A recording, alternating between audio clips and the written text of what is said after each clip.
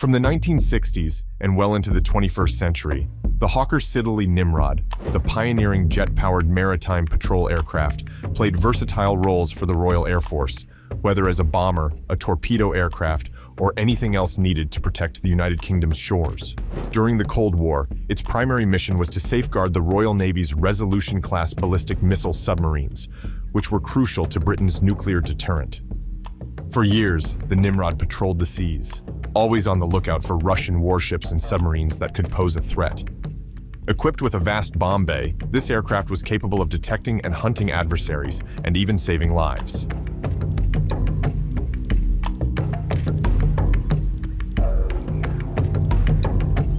Despite its initial setback as a failed airliner, it underwent an extraordinary transformation to become the ultimate maritime guardian.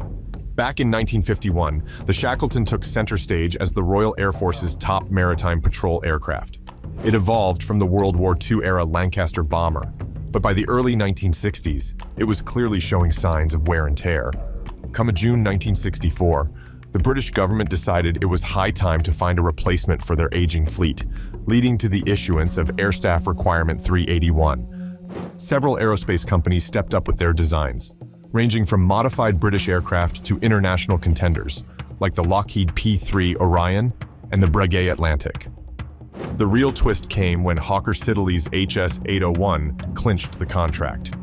This design was based on the de Havilland Comet, the world's first commercial jet airliner, which had been a trailblazer in its heyday, ferrying passengers at previously unimaginable speeds. One of the reasons the Comet stood out was its remarkable range and speed, paired with a fuselage crafted from special alloys and plastics. These materials were designed to endure the extreme high and low temperatures encountered during operation. Despite the advanced materials used in the Comet's airframe, the early models were plagued by catastrophic in-flight breakups due to poorly understood metal stress fractures. These incidents severely damaged the Comet's reputation. Yet the final two civilian Comet 4C airframes laid the foundation for a new project initially helmed by Hawker Siddeley, with further development by British Aerospace and BAE Systems. The work on this new design began at a site cherished by British aviation enthusiasts, the Woodford Aerodrome in Woodford, Greater Manchester. The end result was the Hawker Siddeley Nimrod, purpose-built for anti-submarine warfare.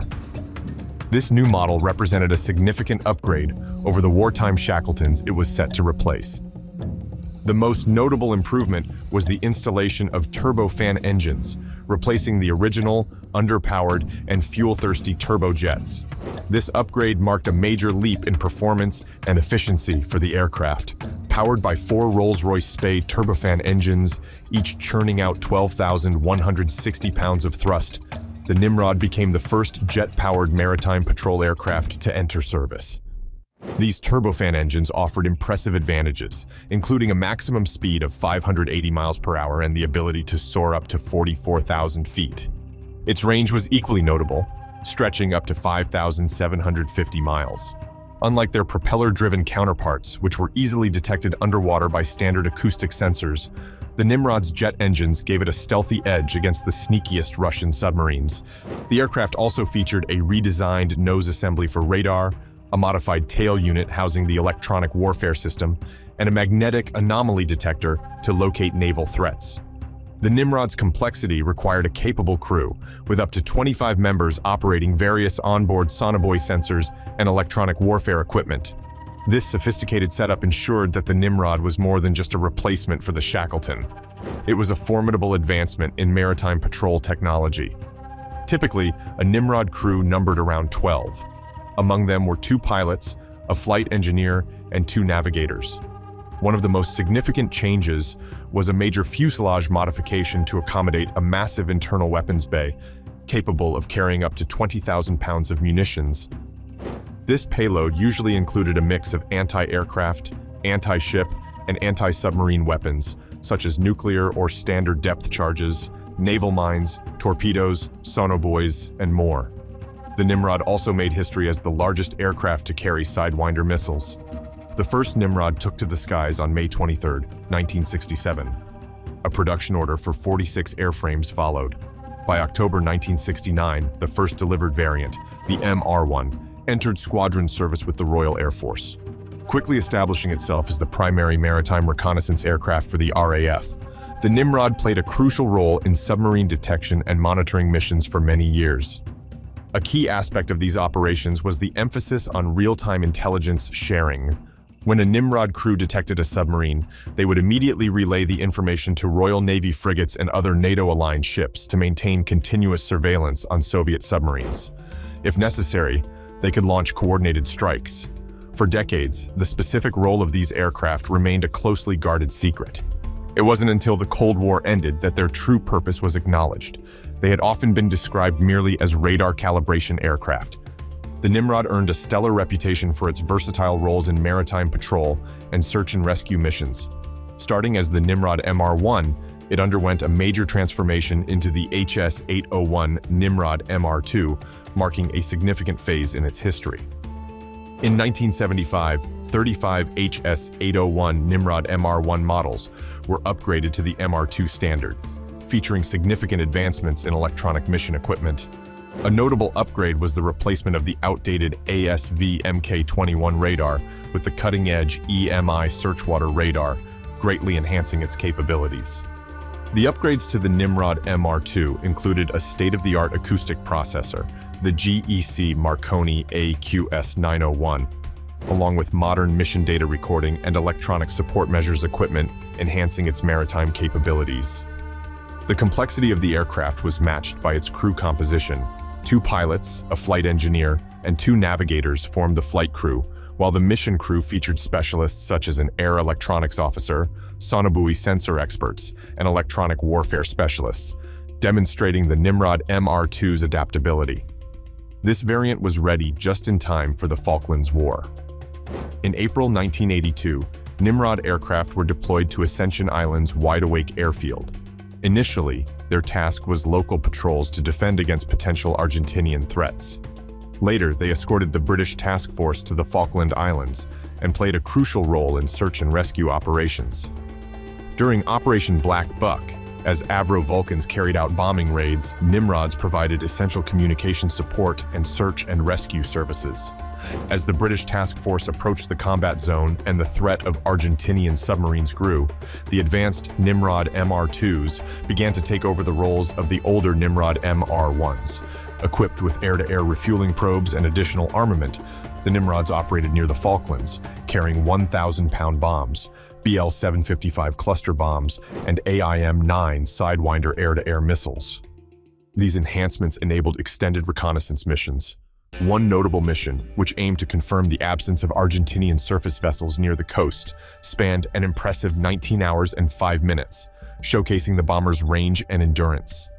Additionally, on the night of May 20th, 1982, an MR-2 flew an 8,453-mile flight, marking the longest flight of the Falklands War.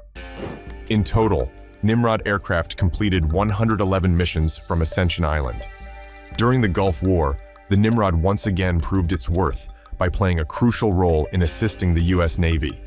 It conducted day and night patrols, showcasing its versatility and enduring value in maritime operations. In August 1990, following Iraq's invasion of Kuwait, 3 Nimrod MR-2 planes were sent to Seeb in Oman. They began patrolling the Gulf of Oman and the Persian Gulf. As tensions increased, these Nimrods received upgrades, including Marconi towed active decoys to tackle emerging threats. The situation intensified, and the Nimrod fleet grew to 5 aircraft. While the U.S. Navy's Lockheed P-3 Orions took on daytime patrols, the Nimrods owned the night. During this tense period, the Nimrods played a pivotal role, guiding helicopters and attack aircraft in their strikes against Iraqi patrol vessels. Their efforts resulted in the sinking or damaging of 16 Iraqi ships. Additionally, 3 specially modified Nimrod planes, the Nimrod R-1, served as signals intelligence gatherers. This marked the final active service version of the Nimrod. Even after the ground offensive wrapped up, the UK continued its presence in the region. From August 1990 through March 1991, the Nimrod R-1 aircraft operated out of Cyprus, flying missions regularly. These planes were equipped with Marconi-towed active decoys and underwing chaff and flare dispensers, which were initially part of the Tornado fleet. Similarly, Nimrod aircraft played a role in the Middle East during the UK's support of the US-led invasion of Afghanistan, embarking on lengthy intelligence-gathering flights. In the Iraq War, Nimrods were vital in spotting threats and directing coalition attacks. The HS-801 Nimrod MR2 aircraft, used for maritime reconnaissance, faced an early retirement due to budget issues, with its final flight taking place on May 26, 2010. Afterward, this aircraft found a new purpose in evacuation training at the Ministry of Defense Fire Training and Development Center. A notable variant of the Nimrod, the AEW-3, was developed for airborne early warning missions. Initially, the plan was to convert 11 Nimrods, equipping them with specialized GEC Marconi radars in unique nose and tail domes. Yet the project ran into integration issues and troubles with the GEC 4080M computer, eventually leading to its cancellation. Consequently, the Royal Air Force acquired Boeing E-3 Sentry planes instead. The MRA-4, intended to replace the MR-2, boasted advanced features, including Rolls-Royce BR-710 turbofan engines. The upgraded MRA-4, with its larger wing and new airframe, took its first flight in August 2004. Despite these improvements, the program encountered significant challenges, leading to considerable cutbacks. The aircraft faced delays and cost overruns, pushing its expected entry into service to 2010 or 2011. Out of nowhere, the entire MRA-4 project met an abrupt end, with all aircraft, including those still being developed, completely dismantled. This sudden halt sparked quite a stir, especially given the project's hefty budget overrun of nearly £800 million and the advanced progress of the aircraft. By October 2010, the project was fully cancelled, marking a significant blow to the RAF, which lost 3 development aircraft and 2 operational ones. The RAF's Nimrod MR-1 and MR-2 fleets had a crucial role in search and rescue missions. Operating under the Royal Air Force's Air Rescue Coordination Center, these Nimrods were often seen responding to both military and civilian maritime emergencies. Throughout their extensive service life, there was always at least one aircraft on standby, ready to jump into action for search and rescue operations. Equipped with sensors meant for tracking enemies, these planes were adept at locating ships or planes in distress, and were exceptional at spotting survivors across vast stretches of sea, covering up to 20,000 square miles. Its primary duty was to act as the on-scene rescue coordinator, managing all ships, fixed-wing aircraft, and helicopters within the search zone. To facilitate this, the large bomb bay was converted into a comprehensive search and rescue station, equipped with Lindholm gear, survival packs, and inflatable rafts for sailors and airmen stranded at sea. The media frequently highlighted its crucial role in major rescues. The Nimrod showcased its prowess in events like the 1977 spotting of a collapsed dinghy during a North Atlantic crossing attempt.